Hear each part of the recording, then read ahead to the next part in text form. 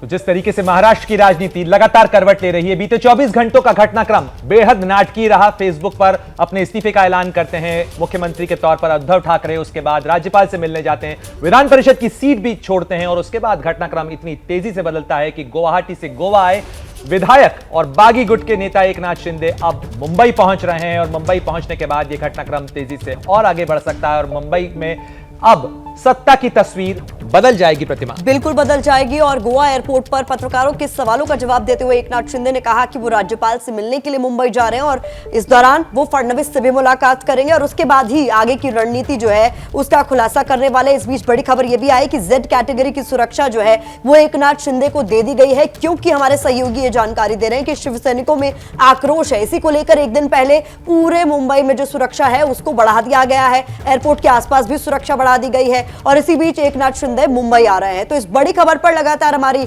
नजर बनी हुई है और इसी के लिए हमारे तमाम जो सहयोगी है वो भी हमारे साथ बने, उनका रुख हम आगे करेंगे। लेकिन कुछ महत्वपूर्ण सवाल इस पूरे घटनाक्रम से जुड़े हुए जो उठते हैं वो आपके सामने हम रख देते हैं, जो एबीपी न्यूज भी उठा रहा है। वो बड़े सवाल क्या है वो हम आपको बताएंगे। बड़े सवाल ये है कि एकनाथ शिंदे का कद क्या बढ़ाएगी बीजेपी, क्योंकि जिस तरीके से भूमिका रही है एकनाथ शिंदे की, उन्हें क्या मिलता है इस पर नजर रहेगी। शिंदे गुट के कितने विधायक मंत्री बनाए जाएंगे, ये भी एक महत्वपूर्ण सवाल निश्चित रूप से। और सवाल इस चीज को लेकर भी है कि शिंदे को अहम मंत्रालय देगी बीजेपी, क्योंकि शिंदे की भूमिका महत्वपूर्ण है और शिंदे के साथ आने से ही बीजेपी का सत्ता समीकरण बन रहा है। तो शिंदे को क्या महत्वपूर्ण भूमिका और मंत्रालय मिल सकता है और बीजेपी सत्ता के बंटवारे में किस तरीके का समीकरण बैठाएगी, यह भी एक सवाल है। तो ऐसे में ये सवाल तो हैं ही, साथ साथ अगर आप सुने कि किस तरीके से दीपक केसरकर ने और एकनाथ शिंदे ने फिलहाल अपने पत्ते नहीं खोले हैं प्रतिमा, और जिस तरीके से दोनों ही नेता कह रहे थे कि फिलहाल अभी सब कुछ बाद में तय होगा, यानी एक एक कदम फूंक कर रख रहा है ये गुट। प्रणय, चर्चा हमारी इस बात को लेकर भी हो रही थी कि बार्गेन करेंगे, आखिरी वक्त तक बार्गेन करेंगे कि क्या मिल रहा है, कैसे मिल रहा है, कौन सा मंत्रालय मिल रहा है। और इसी को लेकर इस बीच बड़ी खबर आ रही, दोपहर 3 बजे सरकार का दावा पेश करेगी बीजेपी।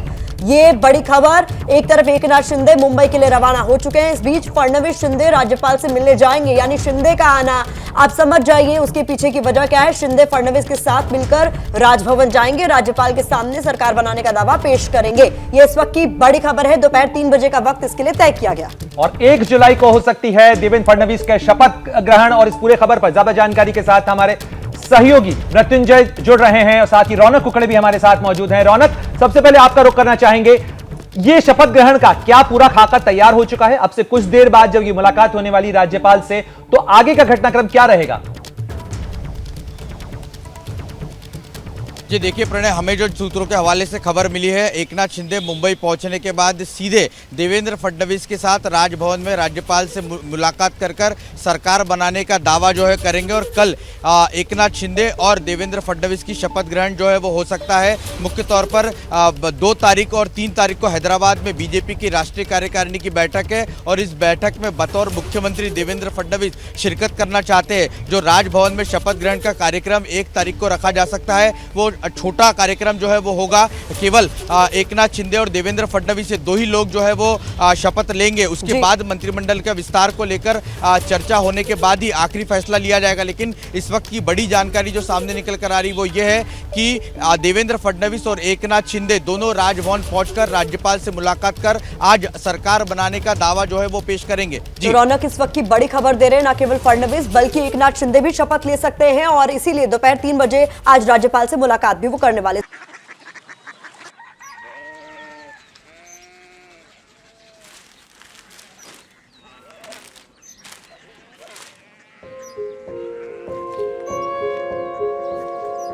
बाबा बाबा कोरिया सिटी जानी ना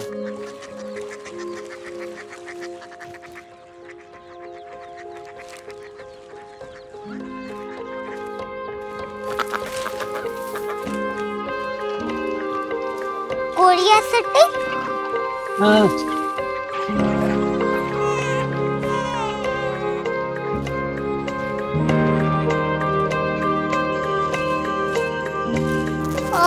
कोरिया सिटी कहाँ पे है? शहर अंग्रेजी लगे हैं।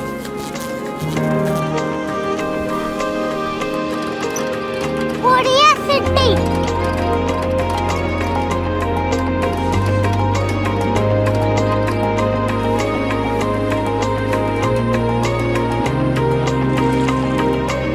बहुत दूर है।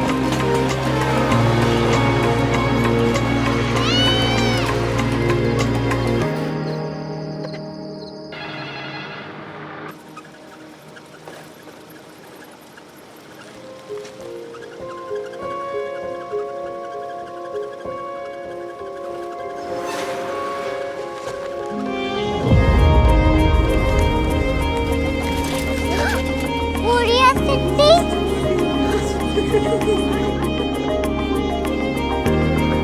दुनिया को बोलना नहीं।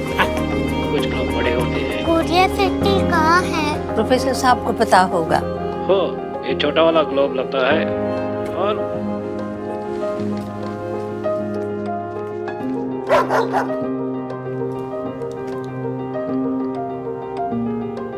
पता नहीं, मेरी बेटी से जाके मिल लो, शायद उसे मालूम हो।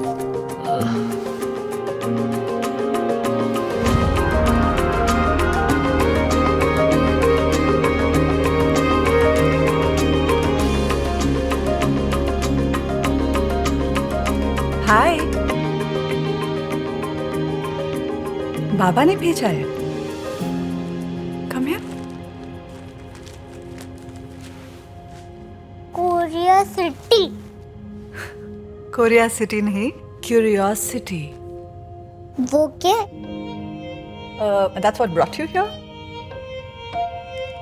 जो तुम्हें यहाँ तक ले आया। क्यूरियोसिटी।